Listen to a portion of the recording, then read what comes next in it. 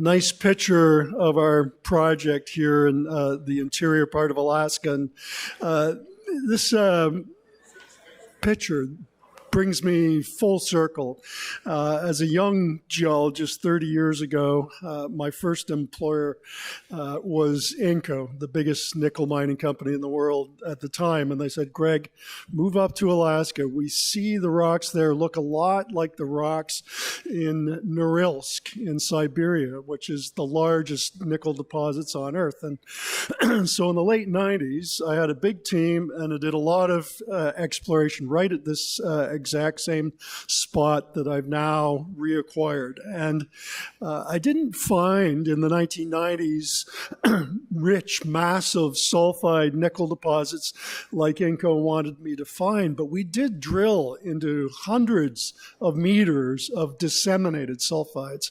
At the time, it was geologically interesting, but not economically extractable. But things are really different for nickel now. The projections are fantastic, and so I've been able to reacquire the mineral rights and now refocus the company completely on this project.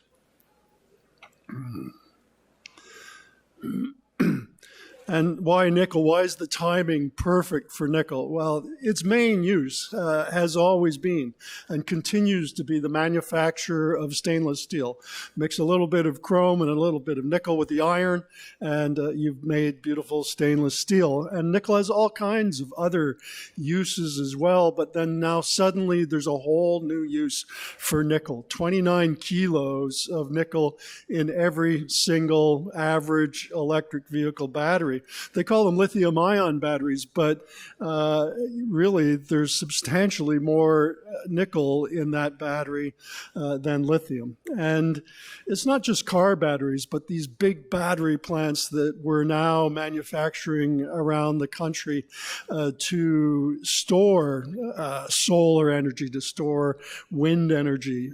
They've got a lot of metal in them, especially a lot of nickel. So the projections for the demand on nickel going forward are really, really significant. And that's got to mean serious increases in price. But the other part of that is that nickel is not an easy metal to find. It's not very well distributed over the surface of the Earth. It only occurs in very specific rock types. And so if the demand increases suddenly, it's not like us geologists can run out and find a whole bunch more nickel deposits that are nice high grade like the ones in Sudbury. So I think that means we're going to be mining lower grade, large tonnage deposits, which is what we've got in Alaska.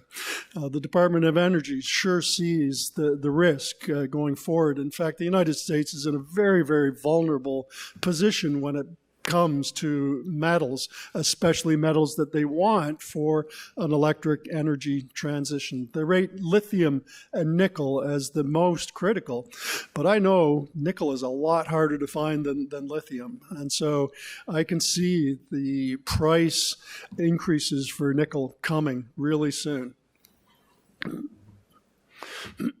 So here's a map, a little cartoon map, and every dot on the map, black dots, are holes drilled historically, some of which I drilled personally back in the 1990s. And I was able to reacquire all that geological information, millions of dollars worth of work. And thankfully, there was 2 clusters of drill holes that were closely enough spaced that we were able to calculate a resource, an amount, a tonnage of rock and the amount of nickel in it. And it was pretty big. We've got combined between the 2 deposits more than 1.5 billion pounds of nickel documented in the ground. And there's copper and cobalt and platinum and palladium in accessory amounts to go along with this. But with more drilling, those 2 deposits are going to join together. You can see the black dots in between. Every one of those holes intersected almost the exact same grade. It's not a high grade, but it's a very homogeneous, very continuous deposit. So this is what we've got right now in those red shaded areas. But in summer of 2023, we drilled the holes shown in blue, 8 good deep holes that have seriously extended the zone. And so I think our 1.5 billion pounds will very soon become 3 billion pounds. We're crunching the numbers right now, and we'll publish that resource update soon. So that's getting to be a pretty darn big nickel deposit, and it warrants an aggressive program next year. So we plan to drill all those holes shown in yellow.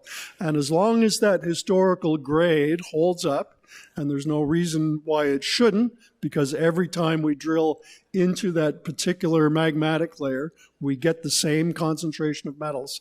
We're going to have somewhere between 5 and 7 billion pounds of nickel documented in the ground. And that is a big nickel deposit, just with 2 years of drilling. So we're a good team. We know what we're doing in Alaska. We all live in Alaska. There's just 86 million shares outstanding right now. We have money in the bank. We're going to raise more, but the shares are really on sale right now. We started the company in April. As you can see, we took off right away to 40 cents, and then in the fall up to 50 or 60 cents. But then in late November, the shares that we had sold during the summer became free trading, and people took profit, and the shares have gone from 60 cents to 40 cents where they sit today. So it's a great opportunity to buy the stock as we go forward from here with all these catalysts coming up. So it's in a good spot near highways, just up the road from where I live in Anchorage, about a 6-hour drive. It's a nice, you saw the picture on the first slide, a nice flat area just on the edge of the Alaska Range Mountains that you can see in white. And it comes right to surface. So the mineralized zone here in this cross-section, a vertical slice through the earth, is shown in the reddish colors. The darker red in the center part is higher grade, around 0.45% with 0.3 on the outsides. And it comes right up to the surface, just hidden under a skim of gravel. And it dips at 45 degrees off to the south, which is perfect for an open pit mining scenario. And that's thick. The true width of that deposit is well over 300 meters thick. So you can imagine every drill hole is adding a huge amount of tonnage and a huge amount of nickel to the inventory. This is what it looks like. It's just a dark black rock with sprinkles of disseminated nickel and copper sulfide.